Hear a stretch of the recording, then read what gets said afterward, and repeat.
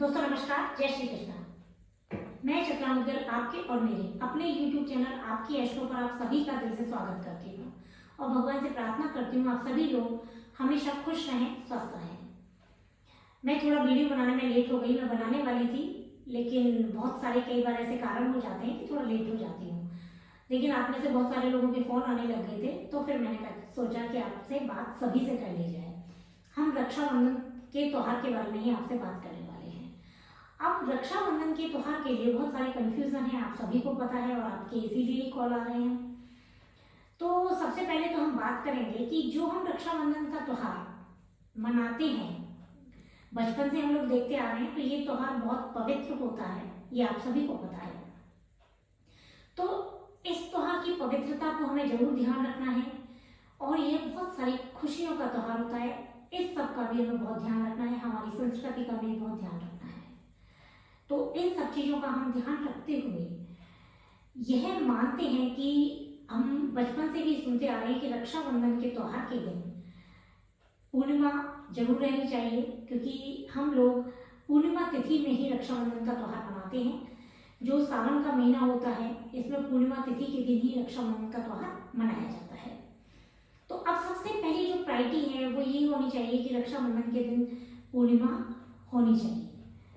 अब हम बात करें कि हम 30 को मनाएं या 31 को मनाएं, क्योंकि 30 तारीख को जो पूर्णिमा तिथि प्रारंभ हो रही है वो 10:58 से प्रारंभ हो रही है, प्रातः 11 बजे ये प्रारंभ हो रही है।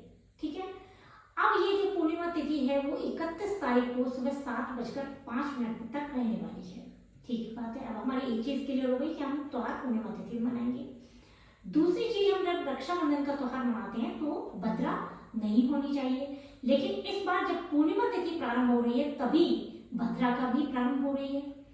तो हमें भद्रा रहित त्योहार मनाना है, क्योंकि ऐसा होता है कि जब किसी चीज के प्रति हमें कुछ भी नेगेटिव सुनाई देता है तो हमारे मन में, सभी के मन में वहम पैदा हो जाता है। हालांकि कई लोग ये मानते हैं कि ये सब कुछ नहीं होता था, पहले सोशल मीडिया नहीं था, पहले पता नहीं था तो भी करते थे।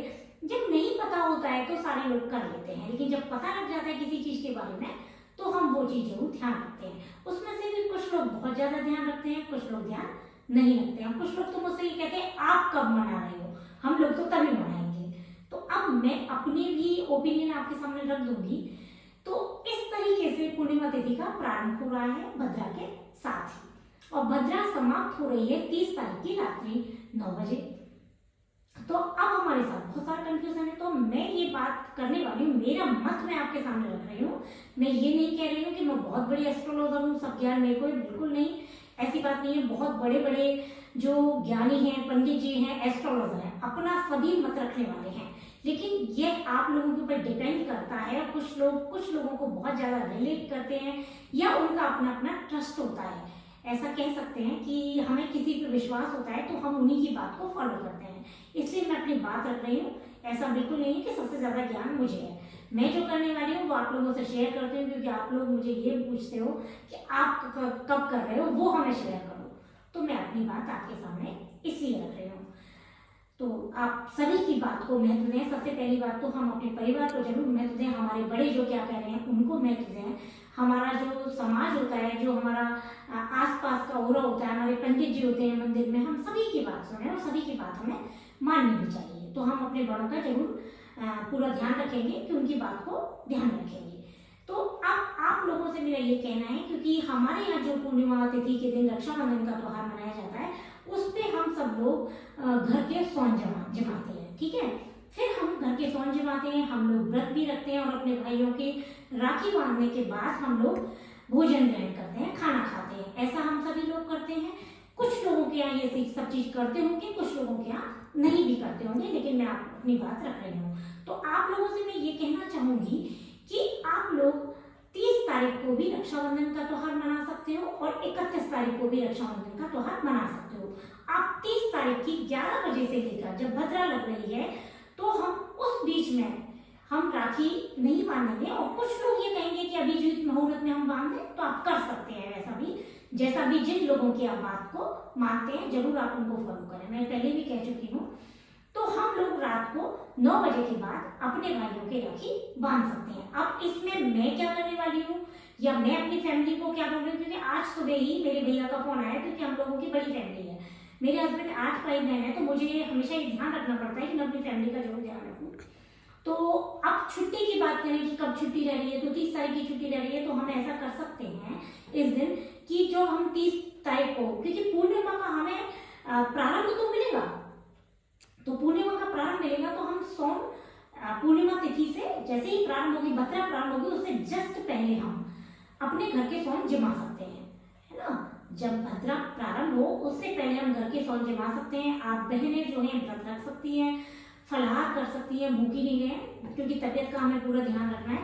और रात के 9 बजे के बाद हम अपने भाइयों के राखी बांध सकते हैं। इस तरीके से हम रक्षाबंधन का त्योहार मना सकते हैं, क्योंकि रात को राखी बांधना शास्त्रों में वर्जित माना गया है। लेकिन मैंने पिछली वीडियो में पिछले साल भी ये कहा था कि कई बार हमने बचपन में ऐसे देखा था कि हमारे जब मामा जी आते थे वो लेट हो जाते थे, तो आने में लेट हो जाते थे, तो रात को राखी मम्मी से बंधवाते थे। तो इसलिए जब भी कोई विशेष कारण होता है तो रात को राखी बंधवा सकते हैं। वैसे हम सभी को पता है कि हम राखी का त्योहार दिन में ही मनाने वाले होते हैं, क्योंकि सूर्य की उपस्थिति को भी हम जरूरी मानते हैं, इसलिए। लेकिन हम रात को 9 बजे के बाद जब भद्रा समाप्त हो गई है तो हम रक्षाबंधन का त्योहार मना सकते हैं। अब मैं 31 तारीख की बात करती हूँ, क्योंकि 31 तारीख को भी यदि कई लोग कि सुबह जल्दी उठते हैं और अपने घर के सोन जमा लेते हैं, तो वो 7 बजे आराम से अपनी बहनों से राखी बंधवा सकते हैं। तो अब हमने यहाँ 2 बात करी है कि जो लोगों को कंफर्टेबल रहता है, जिन लोगों को अपना घर, अपना परिवार, अपना जो भी सराउंडिंग में सब हैं उनका ध्यान रखते हुए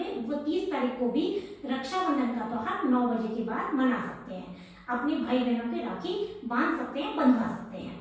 और हम 31 तारीख को प्रातः सुबह 7 बजे तक ये काम, 7:05 तक ये काम कर सकते हैं। यह भी कर सकते हैं। अब बहुत लोगों की जो बहनें होती हैं उनके भाई बाहर हैं और सुबह 7 बजे करने वाले हैं, तो वो 7 बजे सोन जमा सकते हैं, पूजा कर सकते हैं अपने शुभ तरीके से, जिस तरीके से मैंने पिछली वीडियो में पिछले साल बताया था, पूजा करके पूजा कर सकते हैं। और अपनी राखी को, नारियल को, मिठाई को, जो भी चीज हम भाइयों को देते हैं उन सबको एक जगह रख सकते हैं और उन सबको हम बाद में पहुंचा सकते हैं, ऐसा भी कर सकते हैं। अब कुछ लोग ऐसे होते हैं उनको हम पहले भी राखी, मिठाई, नारियल पहुंचा सकते हैं, वो अपनी सुविधा के अनुसार। जैसे बहुत सारी बहनें होती हैं एक भाई के, और एक बहनों के बहुत सारे भाई होते हैं, तो इस तरीके से कैसे भी कर सकते हैं कि वो एक भाई एक बहन के जाके राखी बंधवा सकते हैं। इस तरीके से आपको जैसा उचित लगे वैसा आप कर सकते हो। लेकिन रक्षाबंधन का त्योहार हम भद्रा रहित मनाएं तो ज्यादा ही अच्छा रहने वाला है, क्योंकि ऐसा माना जाता है कि भद्रा में रावण ने राखी बंधवाई थी, तो यह शुभ नहीं रहा था। तो हम सभी लोग शुभता का जरूर ध्यान रखेंगे। तो इस तरीके से हम रक्षाबंधन का त्योहार मनाने वाले हैं। अब सबसे इम्पोर्टेंट बात यह है कि ये त्योहार जो होता है वो पवित्र रिश्ते का त्योहार होता है, भावनाओं का त्योहार होता है। तो हम जब खुश होके अपने परिवार के साथ एकता को ध्यान में रखते हुए अपना त्योहार मनाएंगे, तो ऊपर वाले का, भगवान जी का आशीर्वाद, विष्णु भगवान का आशीर्वाद हमारे ऊपर रहने वाला है।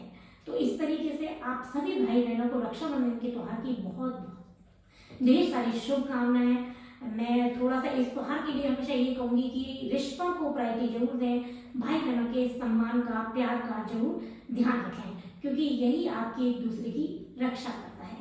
अगली वीडियो में फिर आपसे मिलते हैं। और इस दिन जो बुधवार और गुरुवार पड़ रहा है, इसके लिए भी मैं आपको छोटे छोटे टिप देने वाली हूँ, वो आप इंस्टाग्राम पर मुझे फॉलो कर सकते हैं।